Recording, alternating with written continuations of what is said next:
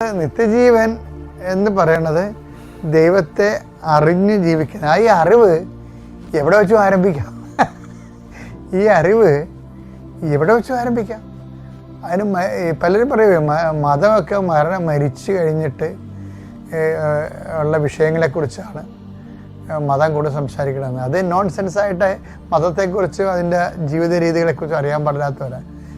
ആത്മീയ അനുഭവങ്ങളെക്കുറിച്ച് ഒരു zero knowledge ഉള്ളവരാണ്. ഏകസത്യമായി നീ യേശുക്രിസ്തുവിനെ അറിയുകയാണ് എത്തിയെന്ന് പറയുമ്പോൾ ഈ യേശുക്രിസ്തുവിനെ അറിയുക, പിതാവിനെ അറിയുക എന്ന് വെച്ച് കഴിഞ്ഞാൽ അത് ഏത് സമയത്തും ഭൂമിയിലെ ദൈവജ്ഞാനത്തോടെ ദൈവസ്നേഹത്തോടെ ദൈവാനുഭവത്തോടെ ജീവിക്കുന്ന ഓരോരുത്തർക്കും നിത്യജീവനിലാണ് അവർ. ഇതിൻ്റെ തുടർച്ചയാണ് നമുക്ക് ശരീരമില്ലാത്ത അവസ്ഥയിൽ ഉള്ള ആത്മാവിൻ്റെ അനുഭവമായിട്ട് തുടർന്നുകൊണ്ട് പോണത്. ദൈവത്തോട് ഇൻറ്റിമസി വേണമെന്ന് നിങ്ങൾക്ക് തോന്നിയിട്ടില്ലേ? അല്ല എന്തെങ്കിലും നിങ്ങളിങ്ങനെ മേലോട്ട് നോക്കി ഓരോ ജീവിത ആവശ്യങ്ങളോട് പ്രാർത്ഥിക്കുന്നതാണ്. അത് ABCD എന്ന് പറയും. 4ാം ക്ലാസ് വരെ ഉള്ളൂ. അതിന് പിന്നെ വളർച്ച വേണ്ടേ? ഏറ്റവും വലിയ അധ്യാത്മ ദുരന്തം എന്ന് പറയുന്നത് ഒരു 40 വയസ്സുള്ളവനും 4 വയസ്സിൻ്റെ വിശ്വാസമേ ഉള്ളൂ. അതല്ലല്ലോ, ഇതിനെന്ത് വളർച്ചയാണുള്ളത്?